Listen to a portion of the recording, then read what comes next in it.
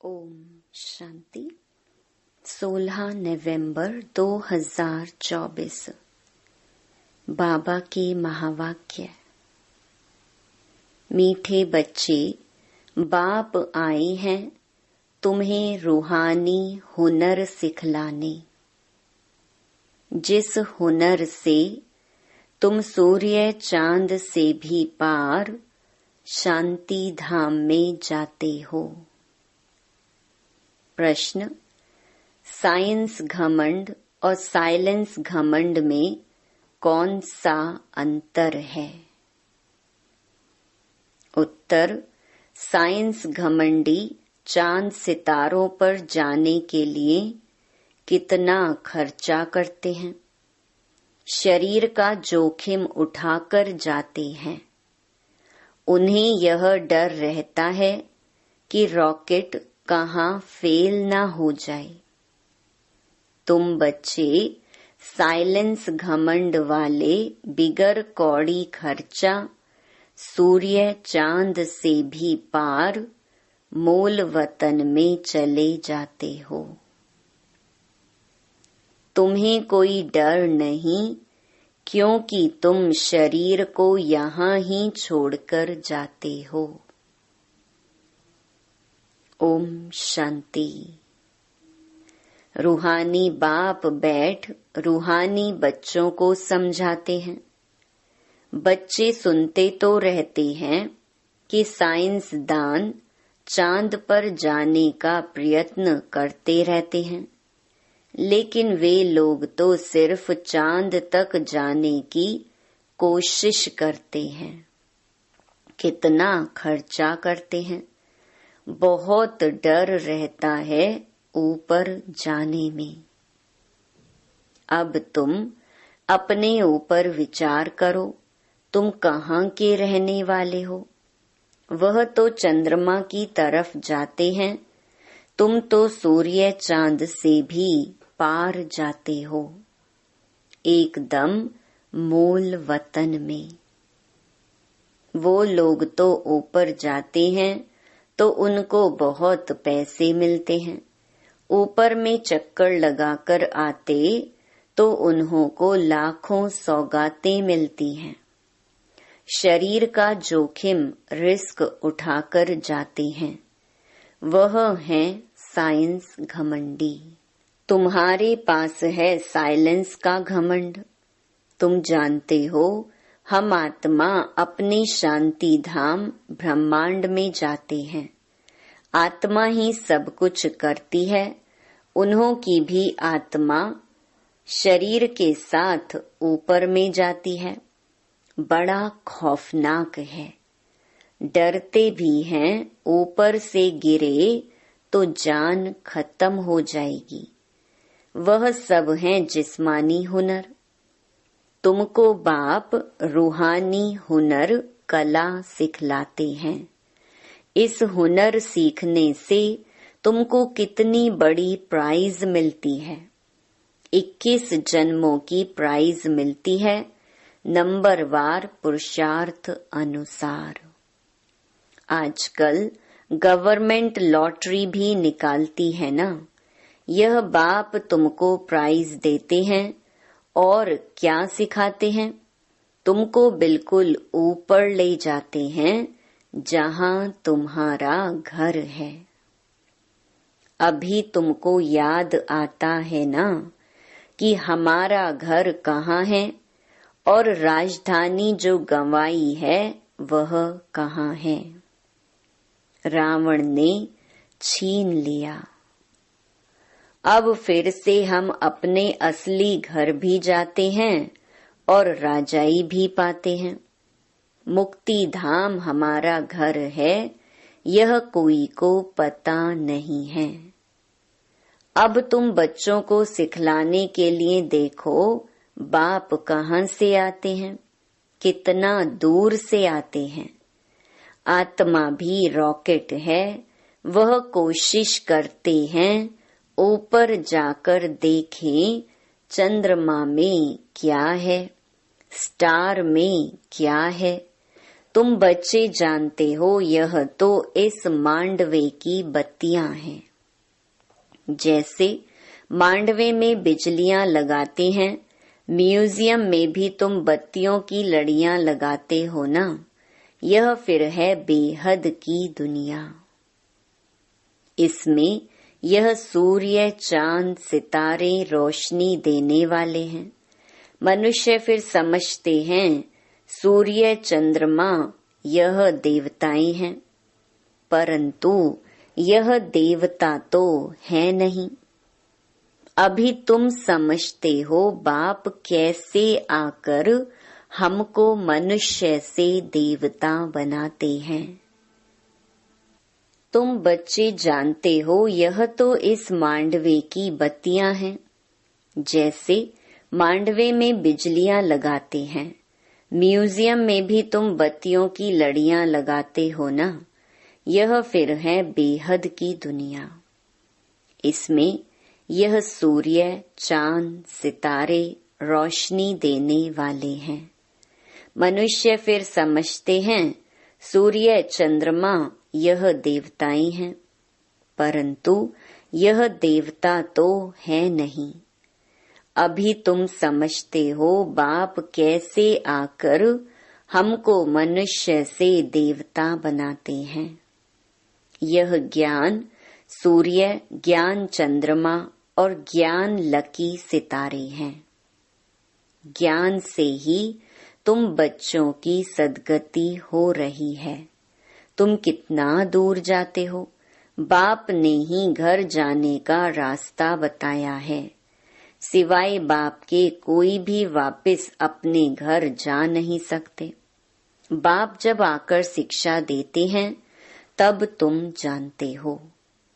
यह भी समझते हैं हम आत्मा पवित्र बनेंगे तब ही अपने घर जा सकेंगे। फिर या तो योग बल से या सजाओं के बल से पावन बनना है। बाप तो समझाते रहते हैं जितना बाप को याद करेंगे उतना तुम पावन बनेंगे। याद नहीं करेंगे तो पतित ही रह जाएंगे। फिर बहुत सजा खानी पड़ेगी और पद भी भ्रष्ट हो जाएगा। बाप खुद बैठ तुमको समझाते हैं तुम ऐसे ऐसे घर जा सकते हो। ब्रह्मांड क्या है, सूक्ष्म वतन क्या है, कुछ भी पता नहीं। स्टूडेंट पहले थोड़े ही कुछ जानते हैं। जब पढ़ना शुरू करते हैं तो फिर नॉलेज मिलती है। नॉलेज भी कोई छोटी कोई बड़ी होती है। आईसीएस का इम्तिहान दिया तो फिर कहेंगे नॉलेजफुल। इससे ऊंच नॉलेज कुछ होती नहीं। अब तुम भी कितनी ऊंच नॉलेज सीखते हो। बाप तुमको पवित्र बनने की युक्ति बताते हैं कि बच्चों माँ मेकम याद करो तो तुम पतित से पावन बनेंगे। असल में तुम आत्माएं पावन थी, ऊपर अपने घर में रहने वाली थी। जब तुम सतयुग में जीवन मुक्ति में हो तो बाकी सब मुक्ति धाम में रहते हैं। मुक्ति और जीवन मुक्ति दोनों को हम शिवालय कह सकते हैं। मुक्ति में शिव बाबा भी रहते हैं, हम बच्चे आत्माएं भी रहते हैं। यह है रूहानी हाईएस्ट नॉलेज। वह कहते हैं हम चांद के ऊपर जाकर रहेंगे। कितना माथा मारते हैं, बहादुरी दिखाते हैं, इतने मल्टी मिलियन माइल ऊपर जाते हैं, लेकिन उन्हों की आश पूर्ण नहीं होती है और तुम्हारी आश पूरी हो जाती है। उनका है झूठा जिस्मानी घमंड, तुम्हारा है रूहानी घमंड। वह माया की बहादुरी कितनी दिखाते हैं। मनुष्य कितनी तालियां बजाते हैं, बधाइयां देते हैं, मिलता भी बहुत है, करके 5-10 करोड़ मिलेंगे। तुम बच्चों को यह ज्ञान है कि उन्हों को यह जो पैसे मिलते हैं सब खत्म हो जाएंगे, बाकी थोड़े दिन ही समझो। आज क्या है, कल क्या होगा। आज तुम नरकवासी हो, कल स्वर्गवासी बन जाएंगे। टाइम कोई जास्ती नहीं लगता है। तो उन्हों की है जिस्मानी ताकत और तुम्हारी है रूहानी ताकत, जो सिर्फ तुम ही जानते हो। वह जिस्मानी ताकत से कहाँ तक जाएंगे? चांद सितारों तक पहुँचेंगे और लड़ाई शुरू हो जाएगी। फिर वह सब खत्म हो जाएंगे। उन्हों का हुनर यहाँ तक ही खत्म हो जाएगा। वह है जिस्मानी हाईएस्ट हुनर, तुम्हारा है रूहानी हाईएस्ट हुनर। तुम शांति धाम में जाते हो, उसका नाम ही है स्वीट होम। वो लोग कितने ऊपर जाते हैं और तुम अपना हिसाब करो, तुम कितने माइल्स ऊपर में जाते हो। तुम कौन? आत्माई। बाप कहते हैं मैं कितने माइल ऊपर में रहता हूँ, गिनती कर सकेंगे? उन्हों के पास तो गिनती है, बतलाते हैं इतने माइल ऊपर में गए फिर लौट आते हैं। बड़ी खबरदारी रखते हैं, ऐसे उतरेंगे, यह करेंगे, बहुत आवाज होता है। तुम्हारा क्या आवाज होगा?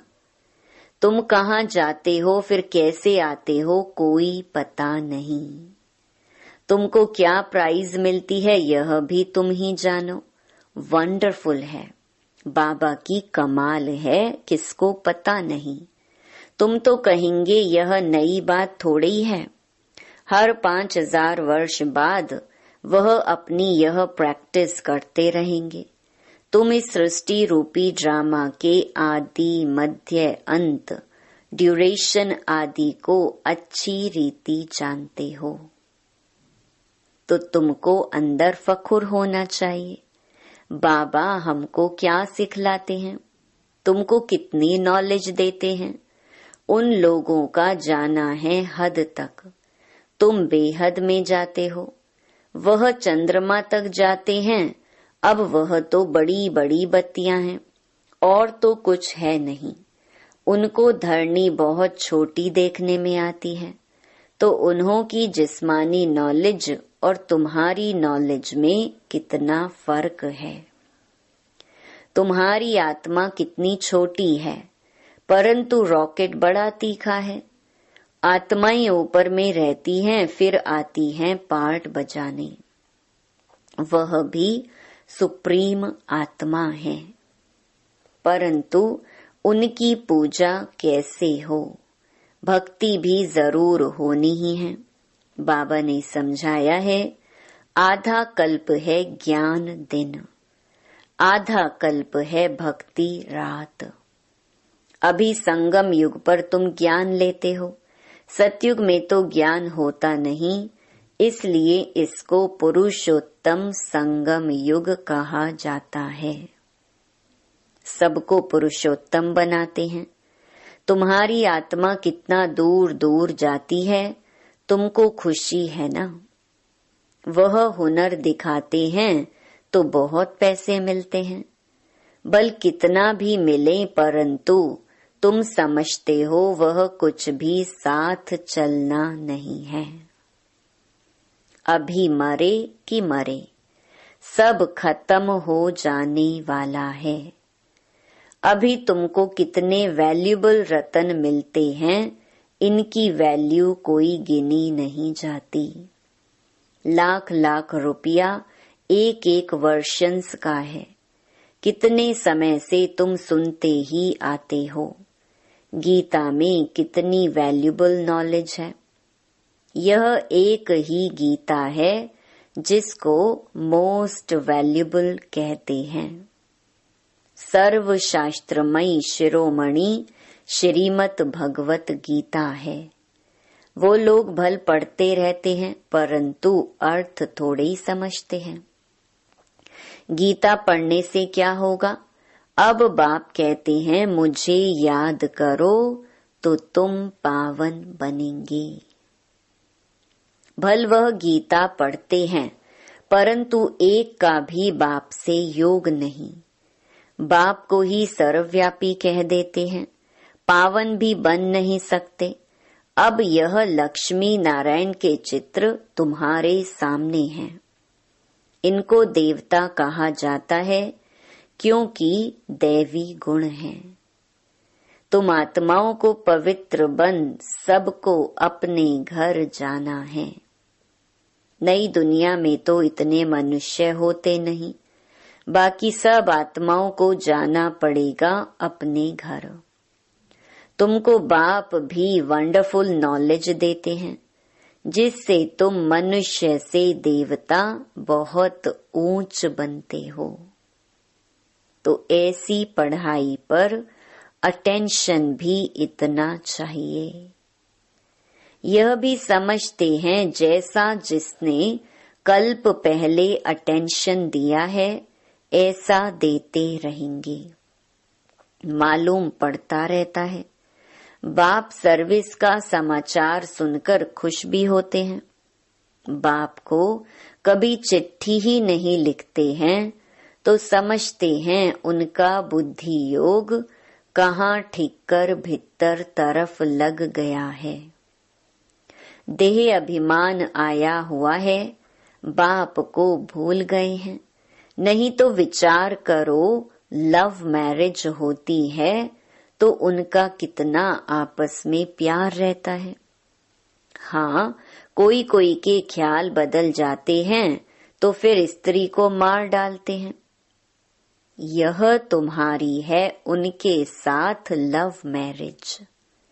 बाप आकर तुमको अपना परिचय देते हैं, तुम आपे ही परिचय नहीं पाते हो, बाप को आना पड़ता है। बाप आएगा तब जबकि दुनिया पुरानी होगी। पुरानी को नई बनाने जरूर संगम पर ही आएंगे। बाप की ड्यूटी है नई दुनिया स्थापन करने की। तुमको स्वर्ग का मालिक बना देते हैं, तो ऐसे बाप के साथ कितना लव होना चाहिए। फिर क्यों कहते कि बाबा हम भूल जाते हैं। कितना ऊंच ते ऊंच बाप है, इनसे ऊंचा कोई होता ही नहीं। मनुष्य मुक्ति के लिए कितना माथा मारते उपाय करते हैं, कितनी झूठ ठगी चल रही है। महर्षि आदि का कितना नाम है। गवर्नमेंट 10-20 एकड़ जमीन दे देती है। ऐसे नहीं कि गवर्नमेंट कोई इररिलीजियस है। उनमें कोई मिनिस्टर रिलीजियस है, कोई अनरिलीजियस है। कोई धर्म को मानते ही नहीं। कहा जाता है रिलीजन इज माइट। क्रिश्चियन में माइट थी ना, सारे भारत को हप करके गए। अभी भारत में कोई माइट नहीं है। कितना झगड़ा मारा मारी लगी पड़ी है। वही भारत क्या था। बाप कैसे कहाँ आते हैं किसको कुछ भी पता नहीं है। तुम जानते हो मगध देश में आते हैं जहाँ मगरमच्छ होते हैं। मनुष्य ऐसे हैं जो सब कुछ खा जाएं। सबसे जास्ती वैष्णव भारत था। यह वैष्णव राज्य है ना। कहाँ यह महान पवित्र देवताएं, कहाँ आजकल देखो क्या क्या हप करते जाते हैं। आदम खोर भी बन जाते हैं। भारत की क्या हालत हो गई है। अभी तुमको सारा राज समझा रहे हैं। ऊपर से लेकर नीचे तक पूरा ज्ञान देते हैं। पहले पहले तुम ही इस पृथ्वी पर होते हो, फिर मनुष्य वृद्धि को पाते हैं। अभी थोड़े समय में हाहाकार हो जाएगा, फिर हाय हाय करते रहेंगे। स्वर्ग में देखो कितना सुख है। यह एम ऑब्जेक्ट की निशानी देखो। यह सब तुम बच्चों को धारणा भी करनी है। कितनी बड़ी पढ़ाई है। बाप कितना क्लियर कर समझाते हैं। माला का राज भी समझाया है। ऊपर में फूल है शिव बाबा, फिर मेरू प्रवृत्ति मार्ग है ना। निवृत्ति मार्ग वालों को तो माला फेरने का हुक्म नहीं। यह है ही देवताओं की माला। उन्होंने कैसे राज्य लिया है, तुम्हारे में भी नंबर वार हैं। कोई कोई हैं जो बेधड़क हो किसको भी समझाते हैं। आओ तो हम आपको ऐसी बात बताएं जो और कोई बता ही नहीं सकते। सिवाय शिव बाबा के और कोई जानते ही नहीं। उन्हों को यह राजयोग किसने सिखाया? बहुत रसीला बैठ समझाना चाहिए। यह 84 जन्म कैसे लेते? देवता, क्षत्रिय, वैश्य, शूद्र। बाप कितनी सहज नॉलेज बताते हैं। और पवित्र भी बनना है, तब ही ऊंच पद पाएंगे। सारे विश्व पर शांति स्थापन करने वाले तुम हो। बाप तुमको राज्य भाग्य देते हैं, दाता है ना। वह कुछ लेता नहीं है। तुम्हारी पढ़ाई की यह है प्राइज। ऐसी प्राइज तो और कोई दे ना सके।